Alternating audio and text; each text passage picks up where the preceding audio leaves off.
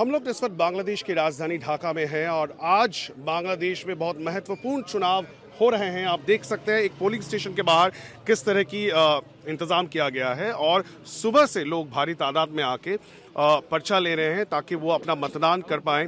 बहुत ही महत्वपूर्ण चुनाव इस वक्त बांग्लादेश में ये हो रहा है जिसमें जो नेशनल पार्लियामेंट है, जातीय संसद जिसे कहा जाता है, इसमें 300 सीटें हैं और उनके लिए आज 1500 कैंडिडेट की जो भाग्य है वो निर्धारित होने वाली है।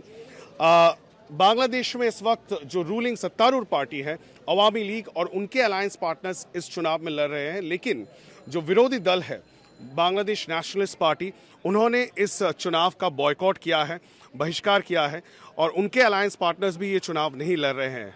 और उसके साथ साथ उन्होंने आज पूरे बांग्लादेश में हड़ताल का ऐलान किया है और लोगों को कहा है कि वो बॉयकॉट करें। लेकिन आप देख सकते हैं सुबह से लोग काफ़ी तादाद में घर से निकल रहे हैं और पोलिंग बूथ आके अपना जो मतदान है वो कर रहे हैं। तो कहीं ना कहीं जो हड़ताल की कॉल दी गई थी बांग्लादेश नेशनलिस्ट पार्टी के तरफ से, उसका ज़्यादा असर अभी तक देखने को नहीं मिला है। हालांकि जो लॉ एंड ऑर्डर सिचुएशन है, जो सिक्योरिटी है, उसको लेके लोगों के मन में एक आशंका ज़रूर थी, क्योंकि चुनाव से 48 घंटे पहले ढाका रेलवे स्टेशन में एक ट्रेन को आग के हवाले कर दिया गया था जिसमें 4 लोगों की मौत हो गई और लोगों में ये आशंका थी कि किस तरह का सिक्योरिटी इंतज़ाम किया जाएगा। लेकिन आपको दिखाएंगे पोलिंग स्टेशन में पुख्ता सिक्योरिटी का इंतज़ाम है। आप देख सकते हैं किस तरह महिलाएं भी जा रही हैं वोट डालने और आप देख सकते हैं बुजुर्ग वोट डाल के निकल रहे हैं और जो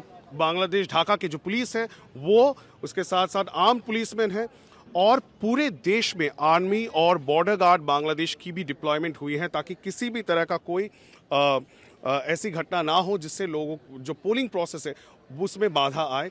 हालांकि प्री पोल वायलेंस काफ़ी देखने को मिला था, काफ़ी सारे पोलिंग स्टेशंस को आग के हवाले कर दिया गया है पिछले 24 घंटे में।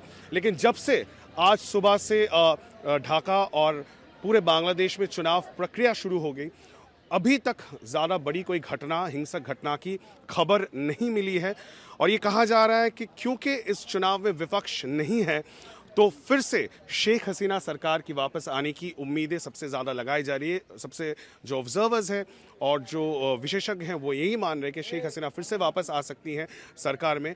और भारत की ओर से काफ़ी क्लोजली मॉनिटर किया जा रहा है बांग्लादेश के इस चुनाव को, क्योंकि बांग्लादेश एक ऐसी पड़ोसी देश है जो फ्रेंडली है भारत के साथ और भारत की जो एडमिनिस्ट्रेशन है वो चाहता है कि उस तरह का संबंध बनी रहे।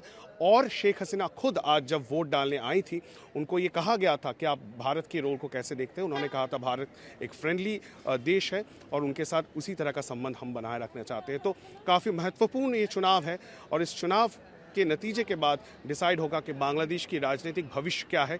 और जिस तरह से ज़्यादातर लोग ये मान के चल रहे हैं, क्योंकि विपक्ष नहीं है इस चुनाव में, अवामी लीग जो सत्तारूढ़ पार्टी है उनकी विजय की सबसे ज़्यादा संभावनाएं हैं। ढाका से इंद्रजीत की रिपोर्ट, आज तक।